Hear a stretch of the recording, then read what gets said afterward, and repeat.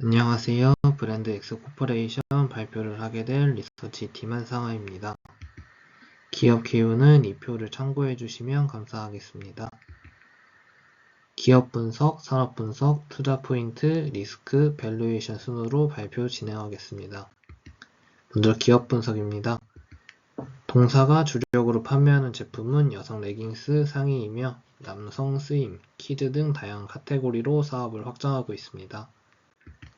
동사의 매출액 비중은 잭시믹스가 93%를 차지하고 있습니다. 오른쪽은 매출 성장 추이입니다. 2년간 매출액 53%, 영업이익 122%, 당기순이익 44.8%가 증가하며 큰 성장을 보여주고 있습니다. 동사의 판매 전략은 R&D 기반 D2C 전략입니다. 먼저 R&D 쪽을 먼저 보시겠습니다. 연구개발 비용이 2년간 약 10배 정도 증가했으며 매출액 대비 연구개발 비용 비율 또한 6배 정도 증가한 모습입니다. 이를 통해 제품의 퀄리티를 향상, 제품 다각화를 이뤄내고 이에 따라 소비자들의 만족도가 향상되고 소비자층이 다양해지며 판매량이 증대되는 효과가 있습니다. 다음은 D2C 전략입니다. D2C 전략을 통해 유통 마진을 절감하여 소비자에게 보다 합리적인 가격으로 판매가 가능하며 이는 판매량 증대로 이어질 수 있습니다. 또한 동사가 D2C 전략을 통해 얻는 이점 중 가장 중요한 점은 고객 데이터를 직접 수집하여 빠르게 피드백을 반영하여 제품을 개선하고 다양화하여 충성 고객이 증가하여 탄탄한 구매층을 생성하는 것입니다. 실제로 동사의 R&D 기반 D2C 전략을 통해 이루어낸 성과입니다. 기존 스테디셀러 아이템인 360N 제품에서 텐션과 복원력이 아쉽다는 피드백을 반영하여 기존 원단의 장점은 유지하며 텐션과 복원력이 좋은 원단을 개발하여 새로운 스테디셀러 아이템인 380N 제품을 출시했습니다. 상대적으로 가격이 높음에도 매우 높은 판매량을 보여주고 있습니다. 실제로 이러한 전략을 통해 동사의 홈페이지 가입자 수는 매년 약 70만 명씩 증가했으며 이에 따라 방문자 수도 증가하고 월 평균 구매자 수도 증가하고 있는 추세입니다. 다음은 산업 분석입니다. 국내 운동시장은 연평균 8.12% 성장하는 모습이며 꾸준히 성장하다 특히 코로나 이후로 큰 상승세를 보여주는 모습입니다. 운동시장이 성장한 이유로 첫 번째는 코로나 이후로 건강관리에 대한 관심이 증대됐기 때문입니다. 그 예시로 홈트레이닝 제품 판매가 19년 대비 20년에 큰 폭으로 증가한 모습을 볼 수 있습니다.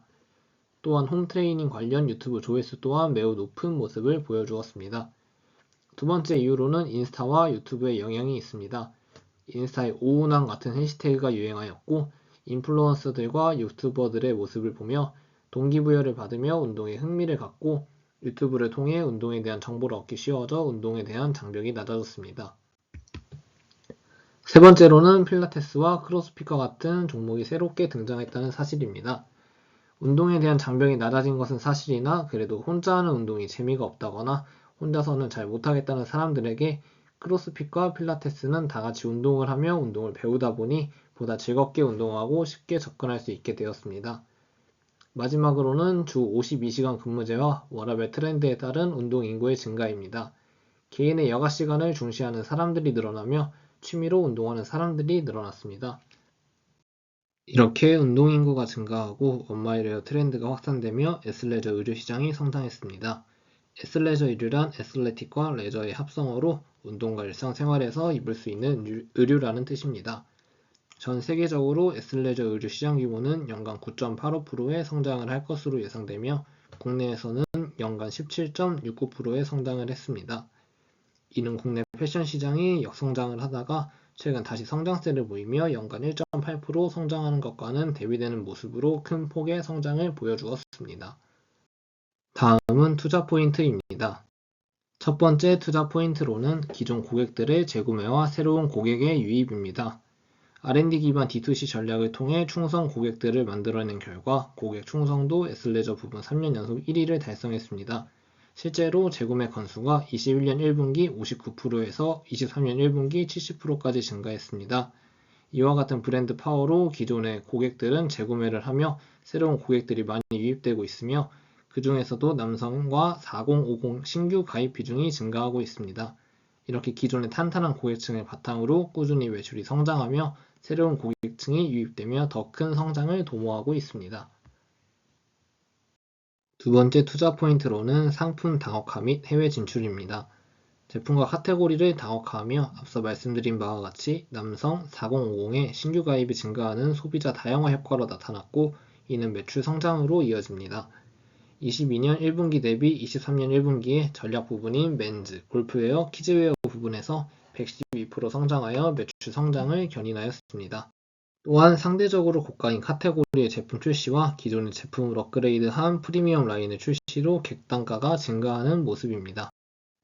또한 동사는 해외로의 본격적인 진출을 도모하고 있습니다. 세계 레깅스 시장에서 일본이 2위, 한국이 3위, 중국이 7위를 차지하고 있는 모습인데, 동사는 일본과 중국으로의 진출을 도모하고 있습니다. 중국 시장에는 2020년 스포츠 브랜드 유통기업인 천마그룹과 파트너십 계약을 맺어 티몰이나 징동닷컴 등의 플랫폼에 입점되었습니다. 그러나 코로나로 인해 매장 오픈을 하지 못했으나 올해 4월 국내 애슬레저 브랜드 처음으로 매장을 오픈했습니다. 또한 중국 시장에 본격적으로 진출하기 위해 중국 법인을 설립하였습니다. 일본 시장에는 19년도부터 법인을 설립하였는데, 라쿠텐에 입점하여 한국 스포츠 브랜드 중 유일하게 탑5에 선정되고, 레깅스 부분 랭킹에 잭시미스 제품이 많이 올라가는 등 일본에서도 이름을 알리고 있으며, 팝업 스토어나 요가 행사 등을 주최하며 일본 시장 확대를 위해 노력하고 있습니다. 세 번째 투자 포인트는 적자 사업부 매각입니다. 젤라또랩 같은 경우에는 매각 전까지 56억 8천만 원의 적자, 닥터셀판 같은 경우에는 흑수 합병 전까지 3억 5천만 원의 적자, 브랜드 X 피트니스 같은 경우에는 매각 전까지 15억 7천만 원의 적자를 기록하고 있었으며, 합쳐서 21년에 46억 3천만 원, 22년에 29억 2천만 원의 적자를 기록했습니다. 또한 추가로 브랜드 X 헬스케어라는 사업 부분도 점차 축소하며 적자 부분이 개선 중입니다. 브랜드 X 헬스케어 같은 경우에는 22년까지 14억 5천만 원의 적자를 기록하고 있었는데, 이 적자 사업부를 매각하거나 사업 부분을 축소하면서 동사의 재무가 개선될 것으로 예상됩니다. 다음은 리스크입니다. 첫 번째 리스크는 브랜드 모델의 부재입니다. 여성 상품이 주력인데 반해 현재 여성 모델 없이 인플루언서를 통한 광고만을 진행하고 있습니다. 남성 모델의 경우 과거 김종국 2PM에 비해 해외에서 인지도가 떨어지는 윤성빈을 모델로 발탁했습니다. 두 번째 리스크로는 경쟁사의 성장입니다. 가장 큰 경쟁사인 안다르가 맨즈웨어를 중심으로 22년 매출액 47% 성장 및 흑자 전환을 이루어냈습니다. 또한 2020년 런칭한 HDX 또한 김종국, 김계란을 모델로 선정하며 공격적인 마케팅으로 큰 폭의 성장을 이루어내고 있습니다. 따라서 동사의 맨즈웨어 부분 카테고리 다각화에 따른 매출 성장이 미비할 것으로 예상됩니다. 다음은 밸류에이션입니다. 위 표를 참고해 주시면 감사하겠습니다. 먼저 2023년 밸류에이션입니다. 매출의 경우 온라인, 오프라인, 해외 수출, 자회사 및 휴화 매출을 따로 추정하였으며, 온라인의 경우 경쟁사의 성장과 동사의 성장률이 체감할 것이라고 추정하여 작년 성장률 31%에서 10% 할인된 28%로 추정하여 계산하여 1,973.76억 원이 나왔습니다. 오프라인 매장은 23년 1분기 매장당 1.44억 원이 나왔는데, 이는 매장당 매출액이 아직 증가 추세이기에 매장당 매출을 1.5억 원이라고 가정하였습니다. 동사의 오프라인 매장은 22년 대비 23년 총 15개를 늘리는 것을 목표로 하고 있기 때문에 23년 2분기 매장 59개, 3분기 매장 63개, 4분기 매장 67개라고 가정하였습니다. 1분기 오프라인 매출액인 75억에서 2분기, 3분기, 4분기 매출을 각각 더하여 358.5억 원이 나왔습니다. 다음은 해외 수출입니다. 중국 법인 설립 및 1호점 출범, 해외 진출 본격화에 따른 해외 수출 기대감에 작년 성장률 47%보다 높은 80%를 적용하여 계산하여 156.6억 원이 나왔습니다. 휘하와 브랜드 X 헬스케어의 경우 사업 축소 중이기에 작년 매출액의 33%를 감소할 것이라고 적용하여 66억 원이 나왔으며, 이로다 마케팅의 경우 작년 55%의 성장을 기록했으나 이 또한 체감할 것으로 추정하여 35% 성장을 적용하여 135.94억 원이 나왔으며, 총 매출은 2,690.8억 원이 나왔습니다. 매출 원가의 경우 예상 매출과 예상 매출 원가율을 곱해줘야 하는데 1분기와 동일하다고 가정하였습니다. 이 이유는 동사의 매출 원가율은 항상 39%에서 42%를 유지했기에 23년 1분기에 41.9%로 가정하여 매출 원가는 1,127.4억 원이 나왔습니다.